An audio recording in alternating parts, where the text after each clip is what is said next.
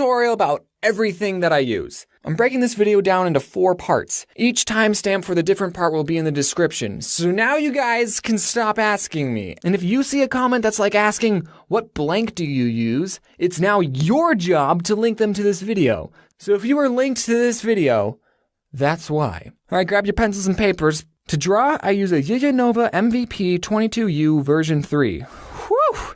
And it's a little pricey, but not nearly as pricey as a Cintiq. I would really recommend it if you prefer drawing monitors over tablets and you want to stay in a budget. Some people complain that the pen uses batteries, and I was a little worried about it too, but it only needs 1 AAA, and the pen itself is already light, and I think the battery gives it a good weight to it. I mean, it is kind of annoying. Sometimes you'll go to draw in the morning, and it's just not working, so then you restart the computer, it's still not working, and you're like, oh, it's the battery. And this thing actually broke when I first moved. And I contacted the people who made it, the Panda City, and they repaired it for free, so A+, thanks guys. One thing I will complain about is that the pressure sensitivity is a little bad. It always thinks you're pressing very lightly with the pen, and to get the thick lines you need to press really hard. And I personally don't like pressing that hard. So I just had to change some settings in Psy, and then we were good to go. And also I use a smudge guard glove. I got 2 fingers, left-handed, because I'm actually left-handed. If you're drawing on a screen, then it really helps. I cannot draw without that glove. And I don't have a fancy computer. I don't know what brand it is, so hopefully yours is fine. The program I use to draw is called Paint Tool Psy. It's free, if you know. Stabilizer makes the line you're drawing fall behind tools. It also has a stabilizer, and that really helps when you're drawing, especially when you're first starting out. The stabilizer makes the line you're drawing fall behind your pen, so it makes your lines smoother. One thing I will say about this program is that it was not made for cartoons, but more artsy, legit style pictures. There's not even a text tool in the program, so I have to print the screen on a Word document and copy and paste it in. So that's a little unprofessional. I think it's pretty easy to use. You can pick it up pretty quickly, and there are hundreds of brush settings on the internet to try out. Now to color, I see this time and time again with people who use Psy. They'll move a layer down and then color everything in like a coloring book and then erase the stuff over the lines. No, you don't need to do that, son! So you want to use the magic wand tool, make sure it's set to transparency and working layer. So go to the line art layer, select just one part like their head, and boom, now you have it selected. You can only draw in this space. So now you move down a layer and you can get some base colors in with the paint bucket tool. I just draw the shadow line with the pen and then fill it in. For shading, you want to make a layer above the base color layer and then set it to multiply.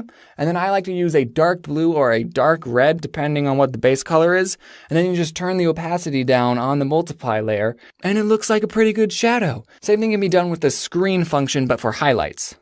I use Adobe Premiere to edit. It actually costs money, and I'm paying for it. But I've used Sony Vegas and Camtasia, and I love this one way more than Adobe Premiere to edit. It actually costs money, and I'm paying for it. But I've used Sony. You already have an idea slightly in the I don't know why I do it. Slightly in the direction of his travel. You already have an idea of what Adobe Premiere is. And when I have my character, and let's say he moves from this position to this one, what I do in Paint Tool Psy is I save another picture where I distort the second image slightly in the direction of his travel. I save it, and then I put it in Premiere, and it lasts 1 frame.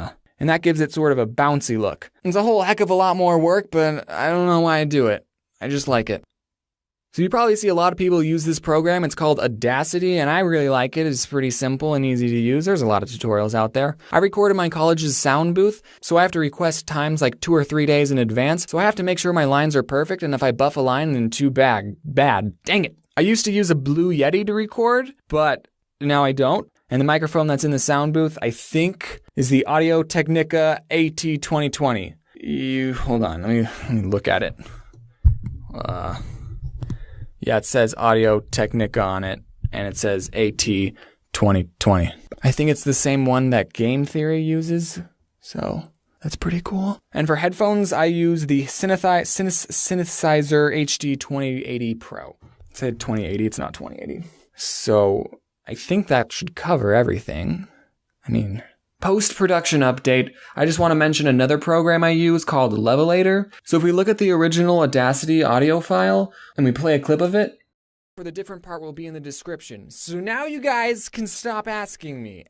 It's actually kind of quiet, but that's okay because that means the screams are at a normal level and we can fix the talking. So what we do is we export this as a WAV file. I'll just call this part 2. And we want to use this program called a Levelator.